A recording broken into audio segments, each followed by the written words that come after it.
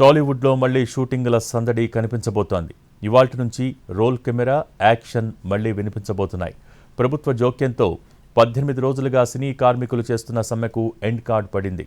22.5% వేతనాలు పెంచేందుకు ఓకే చెప్పడంతో ఇవాల్టి నుంచి షూటింగులు రీస్టార్ట్ కానున్నాయి.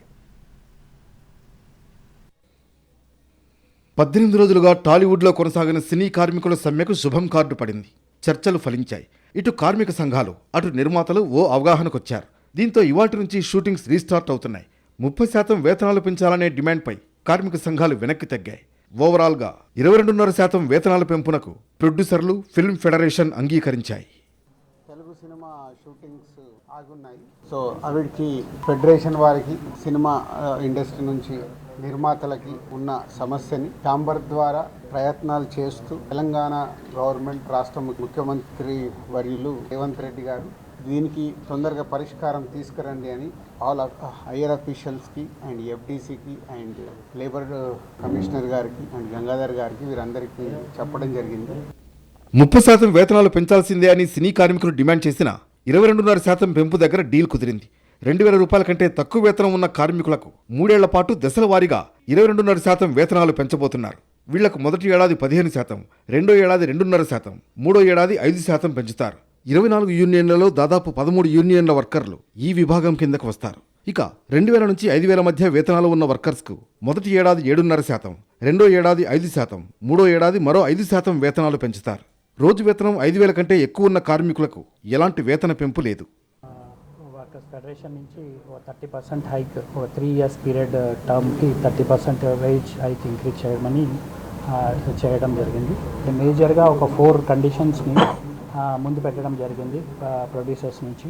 మెయిన్లీ వర్క్ కాల్ షీట్ ఒకటి, 9 to 9 కాల్ షీట్ ఒకటి, యూనియన్ మెంబర్స్ కాకపోయినా ఎవరినైనా హైర్ చేసుకునేది అనేది ఒక పాయింట్. తర్వాత రేషియో అనేది ఇండస్ట్రీలో ఉంది.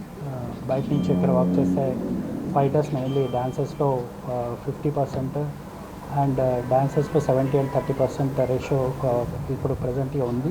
మెయిన్లీ వేజ్ హైక్ 22.5%, 3 ఇయర్స్కి 22.5% వేజ్ హైక్కి బోత్ పార్టీస్ అగ్రీ అవడం జరిగింది.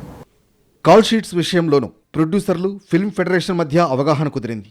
9 AM to 9 PM కాల్ షీట్స్పై కూడా ఓ అవగాహనకొచ్చారు. రెగ్యులర్గా ఉండే 6 to 6 కాల్ షీట్లో 15% వేతనాన్ని పెంచుతున్నారు. ప్రస్తుతం ఆదివారాలు, పబ్లిక్ హాలిడేస్లో పనిచేస్తే డబుల్ కాల్ షీట్ ఇస్తున్నారు. ఇకపై పెద్ద సినిమాలకు ఆదివారాలు పనిచేస్తే 1.5 కాల్ షీట్ పేమెంట్ మాత్రమే ఇస్తారు. అదే చిన్న సినిమాలకు 2వ ఆదివారం, 4వ ఆదివారం మాత్రమే 1.5 కాల్ షీట్ పేమెంట్ ఉంటుంది.